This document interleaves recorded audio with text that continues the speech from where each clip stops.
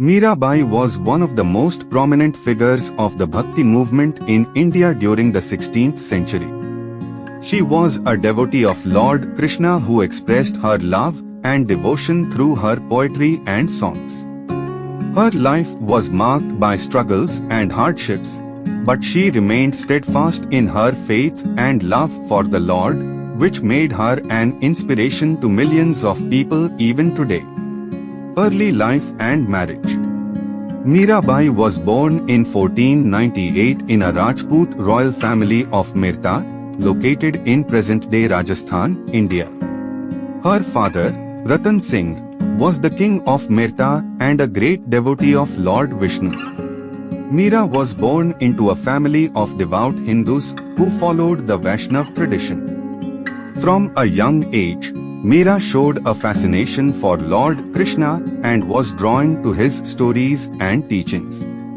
Meera's life took a drastic turn when she was married to Prince Bhojraj of Chittor at the tender age of 14. Her husband was not only much older than her, but he was also not interested in spiritual pursuits. He was more interested in hunting, drinking, and other worldly pleasures. Meera's love and devotion for Lord Krishna only grew stronger after her marriage. She spent her days singing and dancing in the temple, often neglecting her duties as a wife and princess. As a result, her husband's family, who were staunch Jains, began to dislike her. They disapproved of her devotion to Lord Krishna and her refusal to participate in Jain rituals and practices. Meera was subjected to harsh treatment and cruel taunts by her in-laws. However, she remained steadfast in her faith and love for Lord Krishna. Poetry and music. One of the most remarkable aspects of Meera Bai's devotion was her talent for poetry and music. She poured her love for Lord Krishna into her compositions, which became a means of expressing her spiritual experiences and yearning for union with the divine. Meera Bai's devotional songs, known as bhajans, resonated with people from all walks of life and touched the hearts of those who listened to them. Her bhajans are still sung and cherished by devotees today, carrying forward her legacy of love and devotion. Her devotion to Lord Krishna. Meera's devotion to Lord Krishna started at a very young age. She would spend hours listening to the stories of Lord Krishna and singing his praises. She was enamored by his divine qualities and saw him as her eternal beloved. Even after her marriage, she continued to dedicate her life to Lord Krishna, often at the expense of neglecting her duties as a wife and princess. Meera's devotion was not limited to prayers and rituals, but she expressed it through her poetry and songs. She composed around 1300 devotional songs in Hindi and Rajasthani, which are still popular today. Her songs were simple yet powerful, filled with love and devotion for Lord Krishna. Her songs spoke of the unbreakable bond between a devotee and the Lord and the ecstasy of union with him. Struggles and hardships. Meera's devotion to Lord Krishna made her the target of criticism and ridicule by the orthodox society of her time. The Rajput society, especially her in-laws, disapproved of her love for Lord Krishna.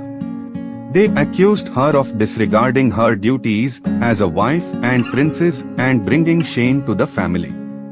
She was subjected to constant harassment and humiliation. In one instance, her in-laws mixed poison in her prasad, food offering to the deity, to kill her.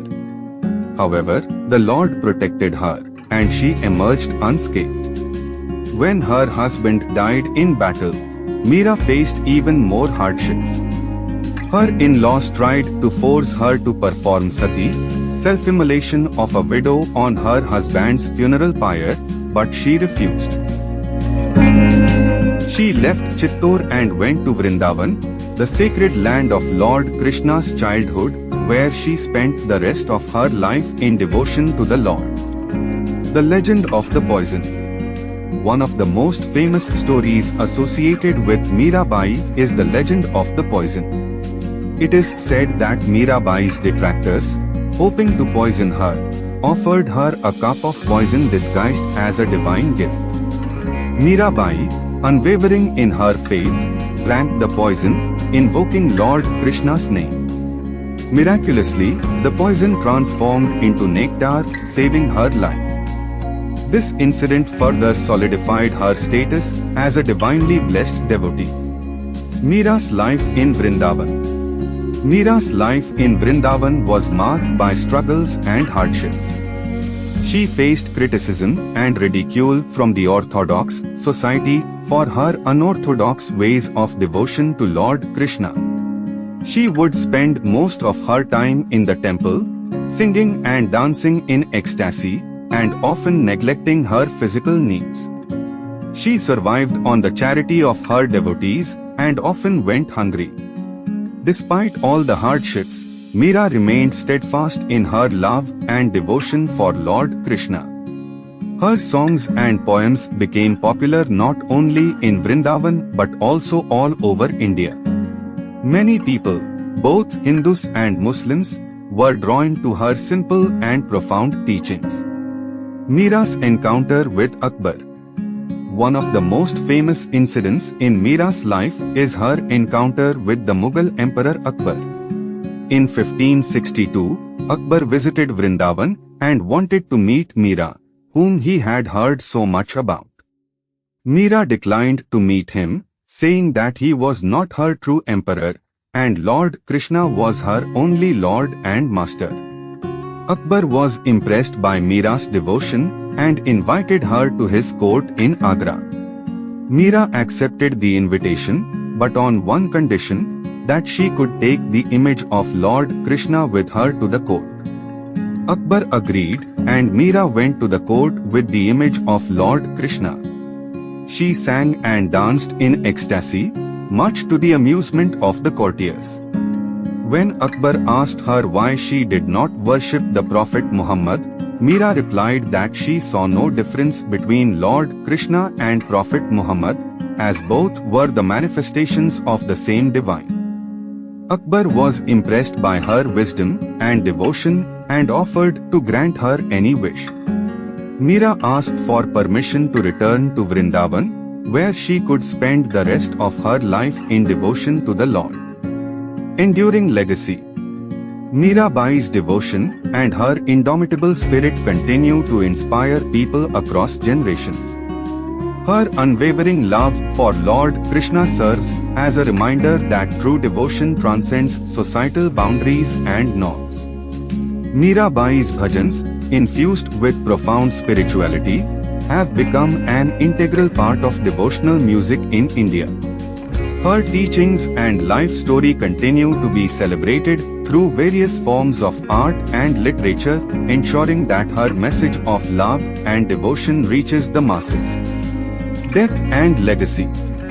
In 1547, at the age of 49, Meera Bai left this mortal world, merging into the eternal love of Lord Krishna, whom she had loved and worshipped all her life. Her life and teachings continue to inspire millions of people around the world. Her devotional songs are still sung and recited in temples, homes, and gatherings of devotees.